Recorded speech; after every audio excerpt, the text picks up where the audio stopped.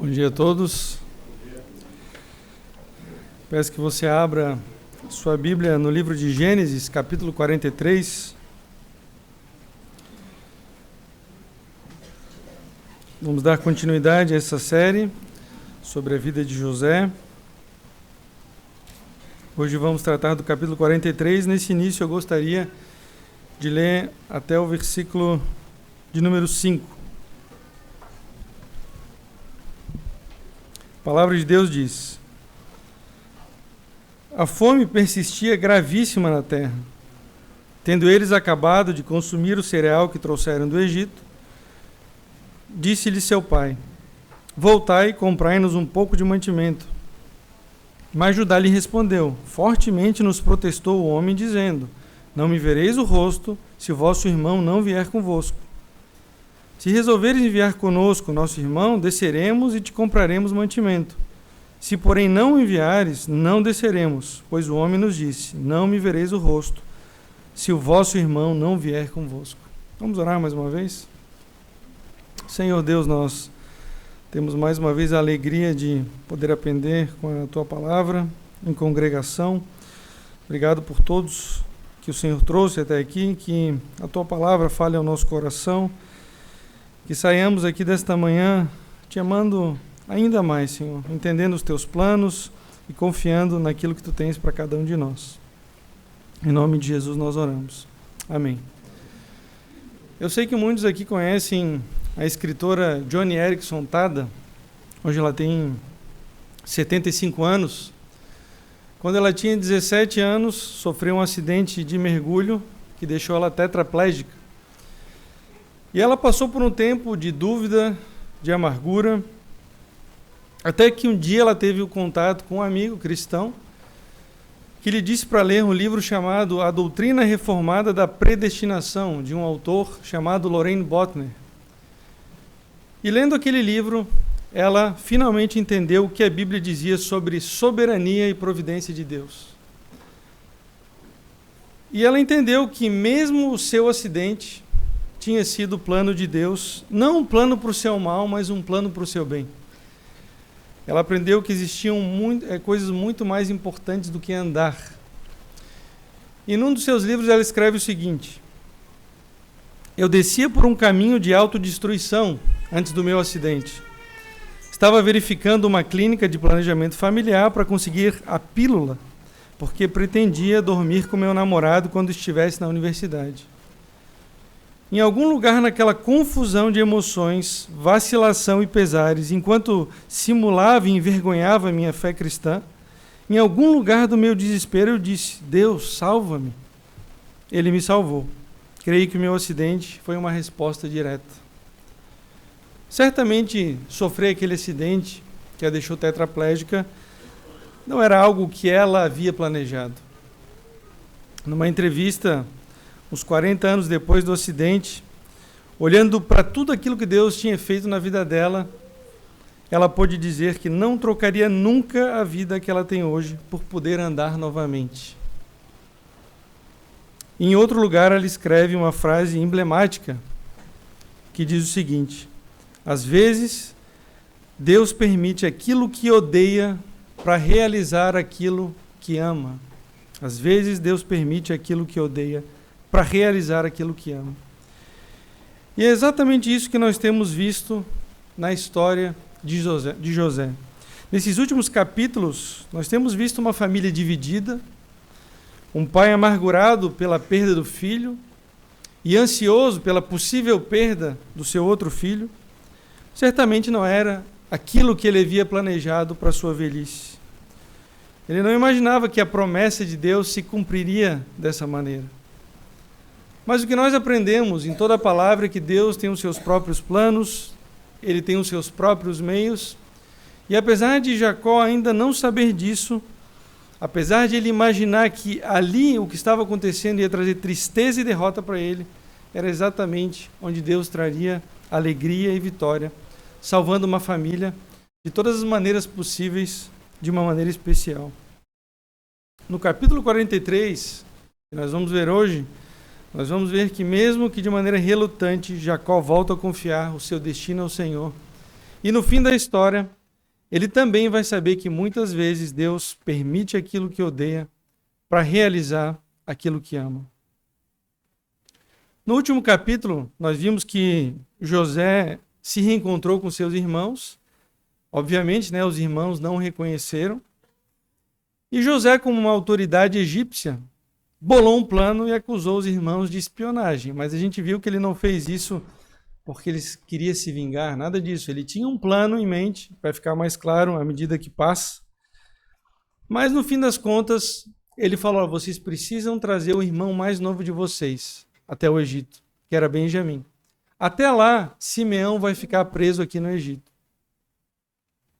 A intenção dele, como nós vimos também na última pregação, era saber se os irmãos realmente haviam mudado.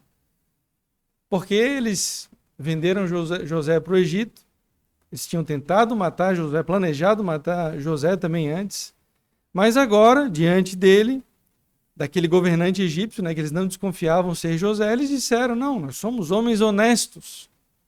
E José queria realmente saber se eles haviam mudado. Será que eles confiavam uns nos outros? Será que o pai deles confiava neles? Será mesmo que Benjamim estava vivo, sendo o único filho que restou de Jacó com Raquel? Tudo isso vai ser respondido. E quando nós chegamos agora no capítulo 43, a gente não sabe exatamente a quantidade de tempo que se passou, mas a comida havia se esgotado, que eles tinham trazido do Egito nesse primeiro encontro. E é provável que tenha se passado aqui alguns meses. E nesses primeiros versículos do capítulo 43, a gente vê que a fome voltou a assolar aquela família. A comida que eles tinham trazido do Egito tinha acabado. E aí Jacó pede para os seus filhos: olha, voltem lá no Egito e peguem mais comida. Só que até agora Jacó tinha se recusado a ouvir aquilo que os filhos tinham relatado quando voltaram a primeira vez. Meses se passaram e vocês percebem que Jacó não mexeu um dedo para livrar Simeão da prisão. Mas agora a fome apertou de novo. E eles precisavam voltar ao Egito, mas eles só poderiam voltar lá cumprindo a ordem daquele governante. Eles precisavam levar junto Benjamim, o irmão mais novo, conforme haviam sido instruídos.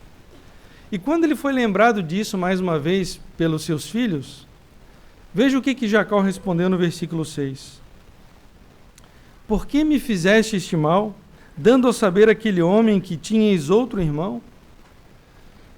E quando as coisas não saem como a gente espera, a gente tem a tendência de reagir desse modo, como Jacó reagiu, de maneira negativa, resistindo às mudanças, olhando apenas para nós mesmos, desconsiderando tudo, desconsiderando o próprio Deus. Mas o fato é que não adiantava ele lutar contra a realidade aqui, porque ele estava apenas aumentando o sofrimento dele, o sofrimento da sua família, com aquela atitude obstinada.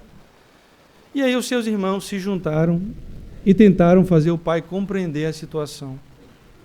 E eles responderam no versículo 7 ao pai: o homem nos perguntou particularmente por nós e pela nossa parentela, dizendo: vive ainda vosso pai?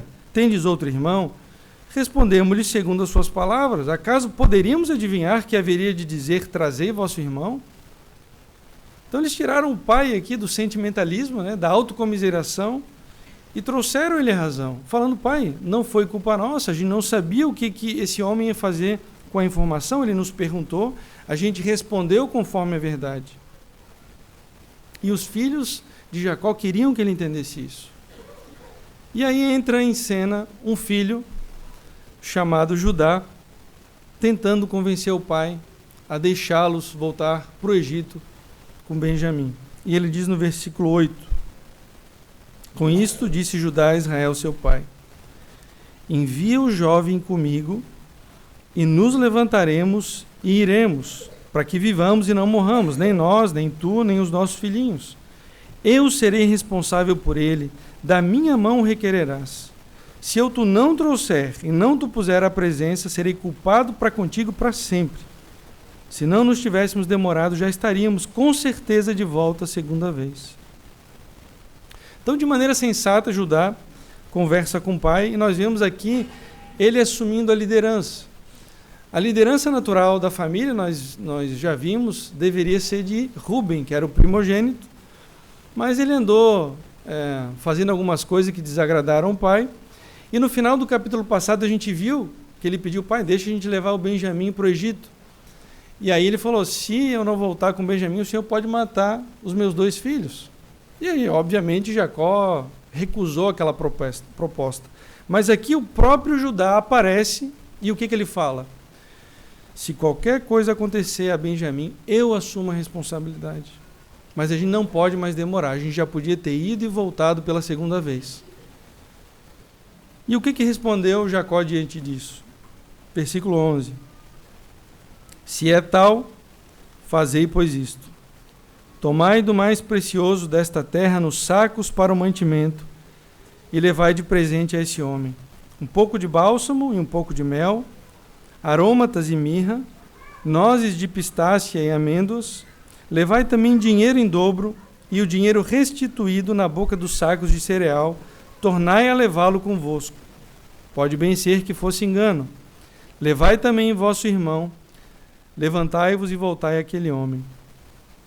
Deus Todo-Poderoso vos dê misericórdia perante o homem, para que vos restitua o vosso outro irmão e deixe vir Benjamim. Quanto a mim, se eu perder os filhos, sem filhos ficarei. Esse trecho é muito importante porque a gente vê uma mudança na atitude de Jacó. Ele volta a mencionar Deus, se referindo aqui a Deus Todo-Poderoso, e pede que Deus dê misericórdia a essa missão dos filhos. E talvez seja por isso que Moisés, o autor do livro de Gênesis, volte a usar o nome de Jacó, né, que Deus havia dado a ele quando fez uma aliança com ele, Israel. Até agora era Jacó, mas aqui a gente vê Israel, né, aquele homem que recebeu as promessas de Deus, confiando de novo no Deus da promessa. E outra mudança que pode passar aqui batida é que no último capítulo a gente viu ele se referindo aos irmãos de maneira, quando comparando com Benjamim, é meio que assim: olha, o meu filho não vai com vocês, vocês não são meus filhos, ou são menos importantes. Mas aqui ele muda o tom e ele fala: o vosso irmão vai com vocês, ou seja, vocês todos são os meus filhos. São pequenas mudanças, mas a gente vai percebendo Jacó aqui voltando a ter fé no Senhor e agindo de maneira que agrada ao Senhor. É claro que mesmo que no desespero, né, de perder os filhos, ele confia no plano de Deus, porque não havia outro caminho também diante dessa situação. E no versículo 15 nós lemos que tomaram, pois, os homens os presentes, o dinheiro em dobro e a Benjamim, levantaram-se, desceram ao Egito e se apresentaram perante José. Então os irmãos aqui vão para o Egito com alguns objetivos nessa missão. Mostrar que são dignos de confiança para aquele governante, provar que não são espiões, resgatar Simeão da prisão e comprar mais mantimento para a família. E junto deles eles carregam dinheiro para comprar mais comida, o dinheiro que havia sido colocado nos sacos também, vocês lembram, né, que eles voltaram com sacos de cereal. Quando abriram os sacos, o dinheiro que eles tinham levado para comprar o mantimento estava ali. Eles não sabiam o porquê.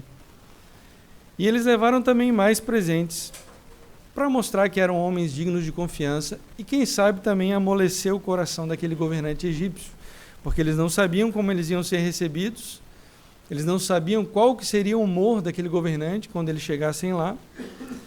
E eles não sabiam nem se Simeão estava vivo também. Então eles levaram tudo isso, confiando, né, de que de alguma maneira eles seriam notados por aquele homem como dignos de confiança. E lá no Egito, nós vemos José. Meses se passaram. Será que ele desconfiava que aqueles irmãos não iam voltar e iam deixar Simeão na prisão? Será que talvez eles tenham pedido para voltar, mas o pai não confiava neles? Eram dúvidas que passavam pela cabeça de José. E a gente vê, a partir do versículo 16, esse segundo encontro deles. E lemos o seguinte: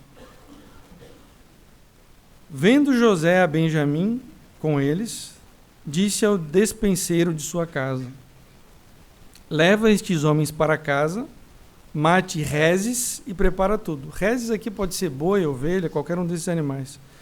pois estes homens comerão comigo ao meio-dia.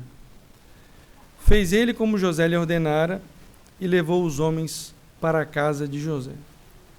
Então lembra, né? Já fazia 20 anos que José não via Benjamim. E nessa situação toda, ele é o único que sabe exatamente o que está acontecendo ali. Benjamim não desconfiava de nada, os outros irmãos não desconfiavam de nada, e o servo dele, né, o despenseiro, também não desconfiava de nada.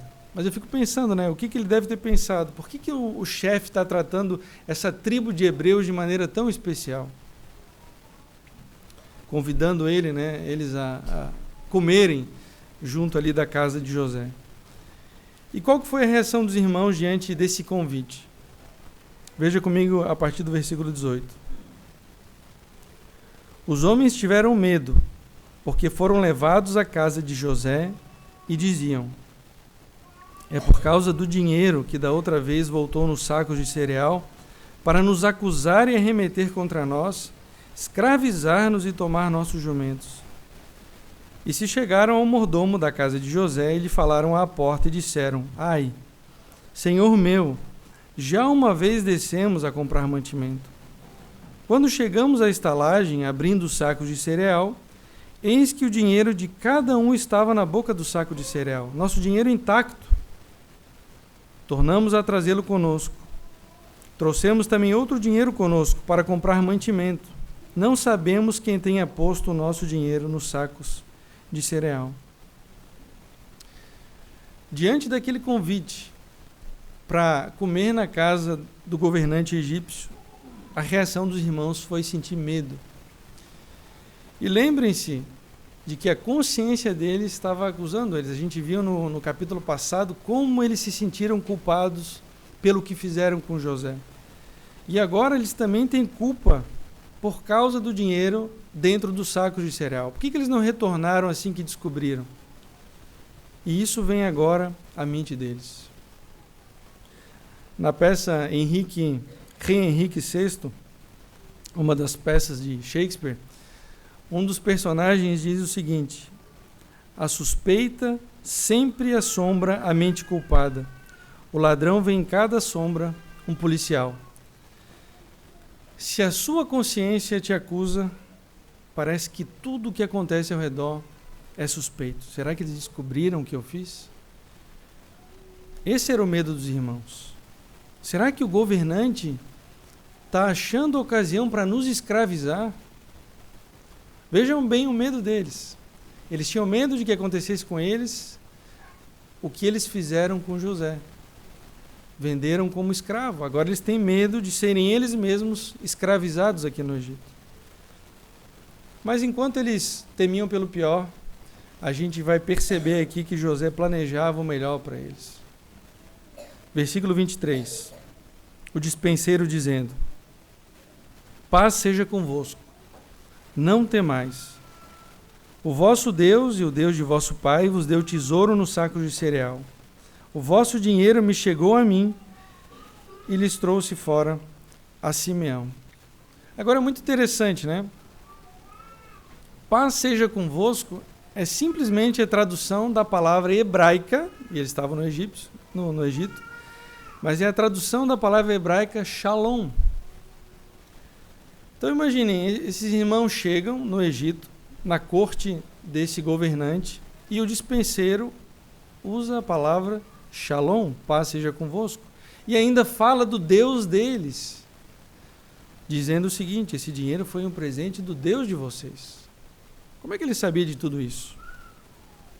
Por causa da culpa que eles carregavam, eles não imaginavam que aquilo pudesse ser da graça de Deus, porque a culpa acabou impedindo os irmãos de ver a graça.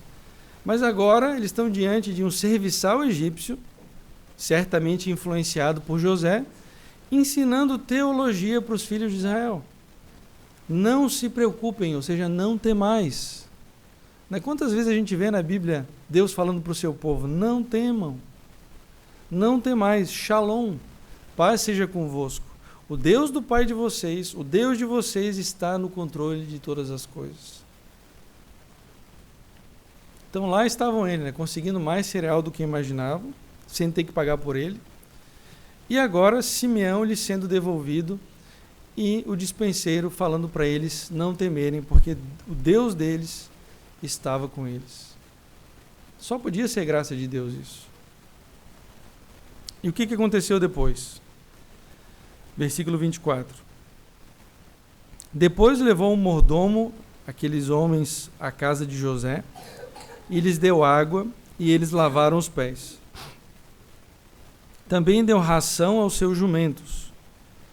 Então prepararam o presente, os irmãos, prepararam o presente para quando José viesse ao meio-dia, pois ouviram que ali haviam de comer.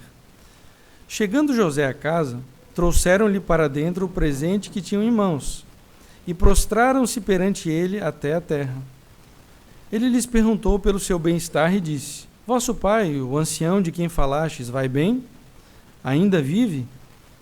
Responderam: Vai bem o teu servo. Nosso pai vive ainda. E abaixaram a cabeça e prostraram-se. Então eles pegaram aquele dinheiro deles, aqueles presentes que eles haviam trazido, de repente para mostrar, para, de certa maneira, comprar a boa vontade do governante. Mas isso não foi necessário. Primeiro, pelo que o dispenseiro falou. Em segundo lugar, porque o texto dá a entender que José nem se importou com aqueles presentes. Ele foi logo perguntando se eles estavam bem e se o pai deles estavam bem. E a palavra que ele usou também é a palavra shalom. Versículo 29. Levantando José os olhos, viu a Benjamim, seu irmão, filho de sua mãe, e disse: É este o vosso irmão mais novo, de quem me falaste? E acrescentou: Deus te conceda graça, meu filho. José se apressou e procurou onde chorar, porque se movera no seu íntimo para com seu irmão, entrou na câmara e chorou ali. 20 anos se passaram desde a última vez que José tinha visto o seu irmão de sangue.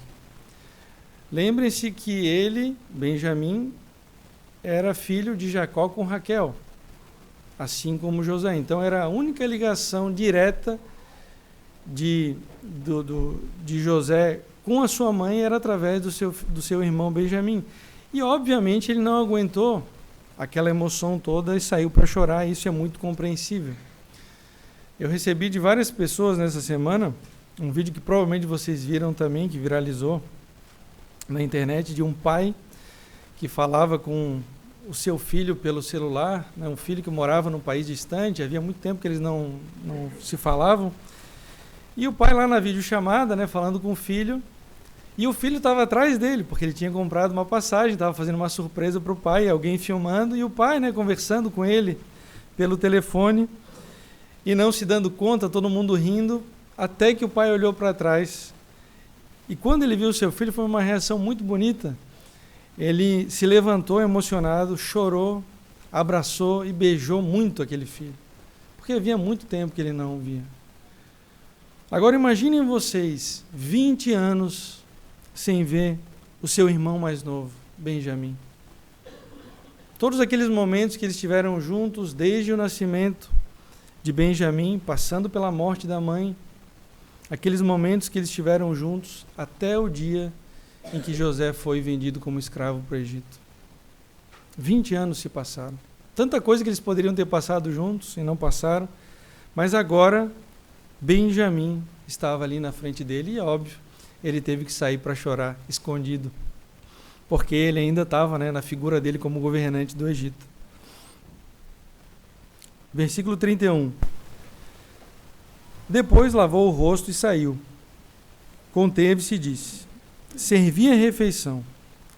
Serviram-lhe a ele a parte, e a eles também a parte, e a parte aos egípcios que comiam com ele. Porque aos egípcios não lhes era lícito comer pão com os hebreus, porquanto isso é abominação para os egípcios. E assentaram-se diante dele o primogênito segundo a sua primogenitura, e o mais novo segundo a sua menoridade. Disto os homens se maravilhavam entre si. Eu creio que na corte lá do Egito todos sabiam que José era hebreu, mas para todos os fins aqui ele era egípcio, um governante do Egito que se vestia como um egípcio, tinha uma mulher egípcia E como ele não queria se dar a conhecer aos irmãos ainda, ele manteve, né, esse figurino e permaneceu comendo à parte para não gerar nenhuma desconfiança. E depois de terem ocupado, né, o homem ali organizou os irmãos à mesa, eles se surpreenderam, se maravilharam, a palavra fala, com a ordem com que José os colocou. Porque ele colocou esses irmãos na ordem do mais velho até o mais novo. Agora a pergunta, né, como é que aquele homem sabia disso? E eles se maravilhavam com razão, porque a probabilidade disso ter acontecido sem querer é muito pequena. E eu fiz um cálculo, né, usando o ChatGPT, depois aí confiram, né? Para ser mais exato, a probabilidade disso acontecer sem querer é de 1 em aproximadamente 39 milhões. Né? Então vejam por que esses homens se maravilhavam, né? Vendo a família toda organizada, do mais velho até o mais novo. Daí juntem aí o fato de que eles ouviram Shalom e alguém falando sobre o Deus deles, e aí vocês vão perceber como eles estavam desconfiados já, se maravilhando, né, daquilo que estava acontecendo, mas sem entender ainda.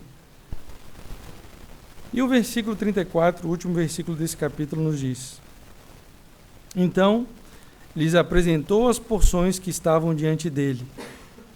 A porção de Benjamim era 5 vezes mais do que a de qualquer deles. E eles beberam e se regalaram com ele.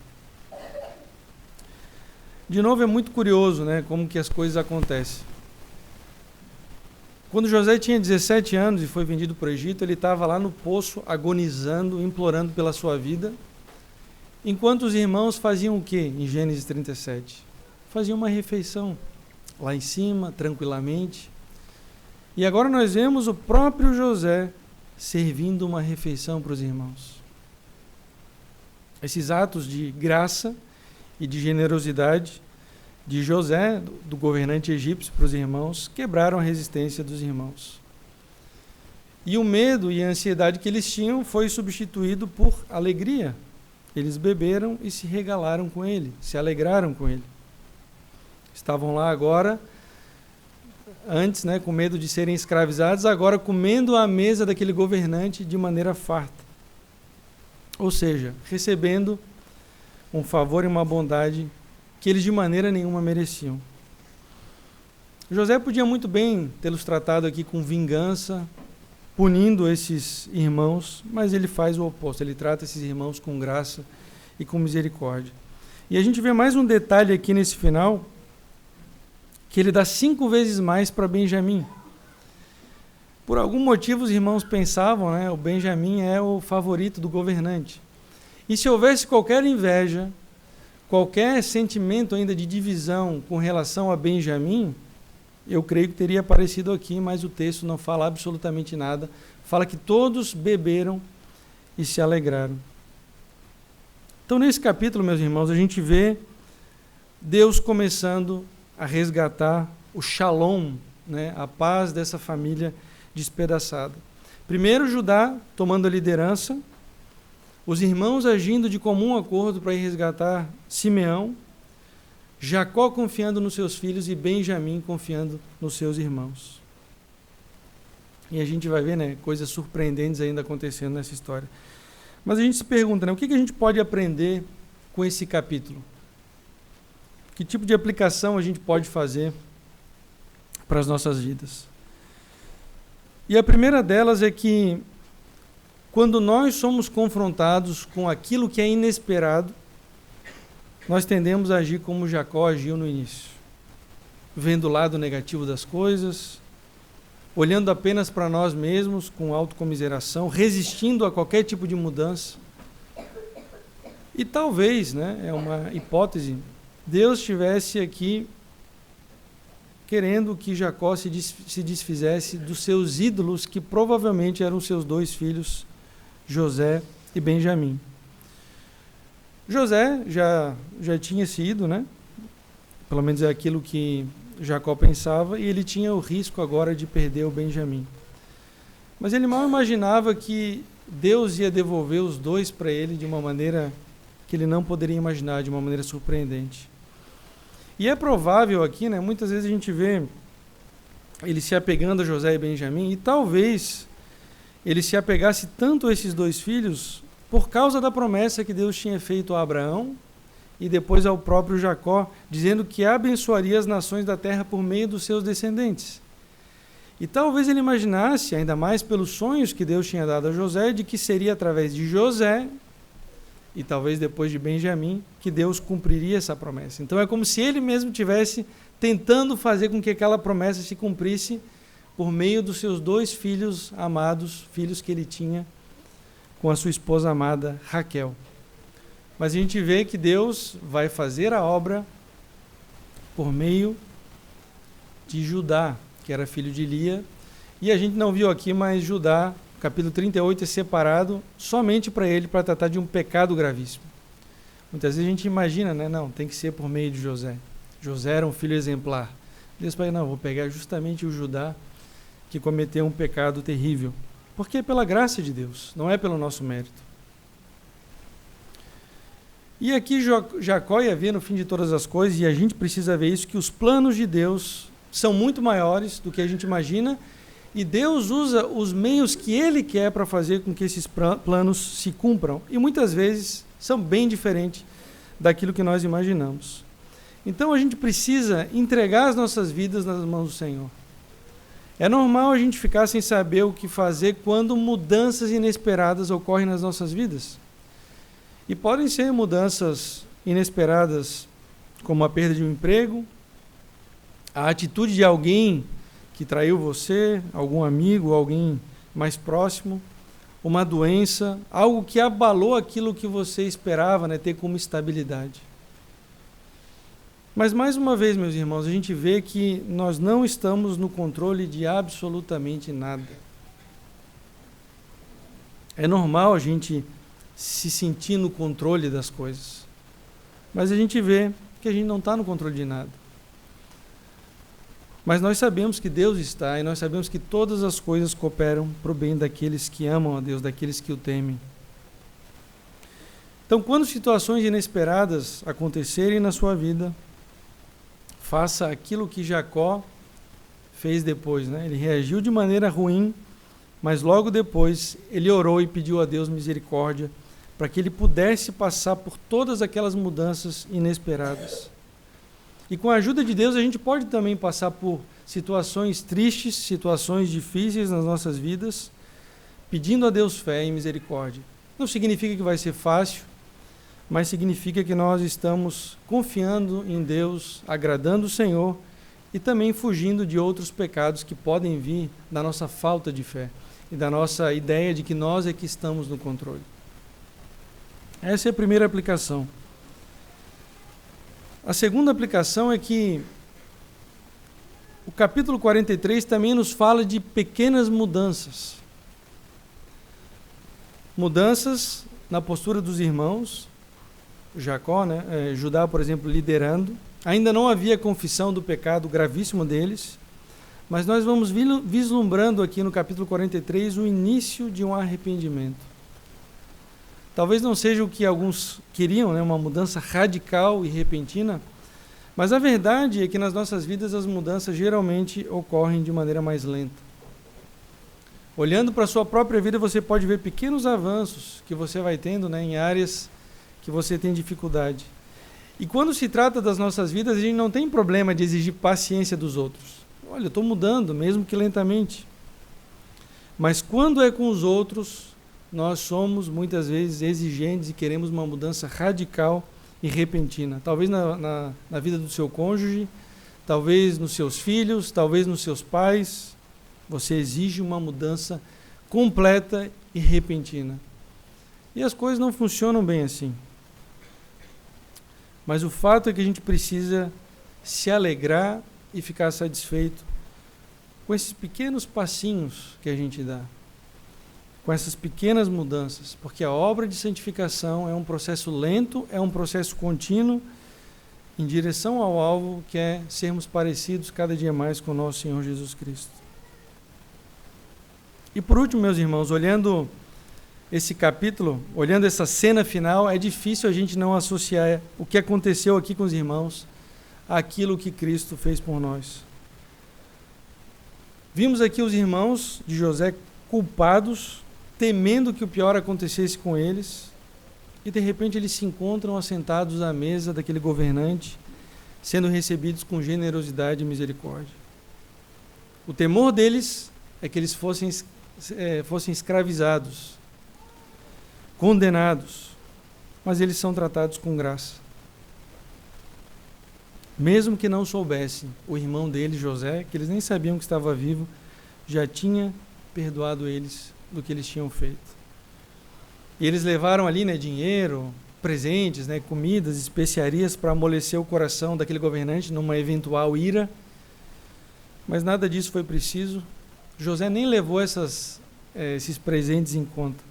E onde eles menos esperavam, eles ouviram shalom na sua própria língua e receberam graça e misericórdia. E isso ilustra muito bem a nossa situação. Porque nós pecamos contra o nosso irmão mais velho, Jesus Cristo, mas ele não se vinga de nós, ele nos salva. Na nossa ingenuidade, muitas vezes a gente tenta mostrar boas obras, presentes para aplacar a ira de Deus, mas é Ele quem nos presenteia. E Ele nos dá muito mais do que nós podemos conceber. Isso é graça. Um escritor chamado Frederick Buechner diz que graça é algo que você nunca pode adquirir, apenas receber. Não é possível ganhá-la, merecê-la ou produzi-la mais do que você pode realizar seu próprio nascimento. Uma excentricidade essencial da fé cristã é a afirmação de que as pessoas são salvas pela graça. Não há nada que você tenha que fazer. Não há nada que você tenha que fazer. Não há nada que você tenha que fazer. A mesa foi posta e nós, os irmãos pecadores redimidos, que cremos na obra de Cristo, já estamos assentados, recebendo abundantemente da sua graça e do seu amor, muito mais do que a gente poderia imaginar. E se por acaso você não experimentou ainda dessa graça, fica o convite a você abandonar suas más obras, suas tentativas de comprar o favor de Deus. Basta você crer que nada pode fazer e que Jesus Cristo fez tudo por você. Você é chamado a se assentar à mesa e apenas receber. Vamos orar?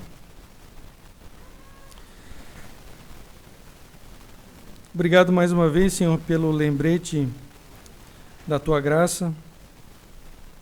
Aprendemos aqui nessa história de José, dos seus irmãos, do seu pai, como que os Teus planos são muitas vezes bem diferentes dos nossos, mas nós sabemos que todas as coisas cooperam para o nosso bem, o Senhor tem os seus meios, nós te agradecemos por isso e podemos ver também aqui na maneira como José perdoou os seus irmãos, espelhando a maneira como o Senhor nos perdoou em Cristo Jesus. Nós que merecíamos a ira, merecíamos o castigo eterno e o Senhor nos salvou, desconsiderando qualquer coisa que pudéssemos te dar, porque não temos nem condição de fazer isso, mas o Senhor nos salvou nos dando o maior presente, que é o Teu Filho Jesus Cristo, no nosso lugar.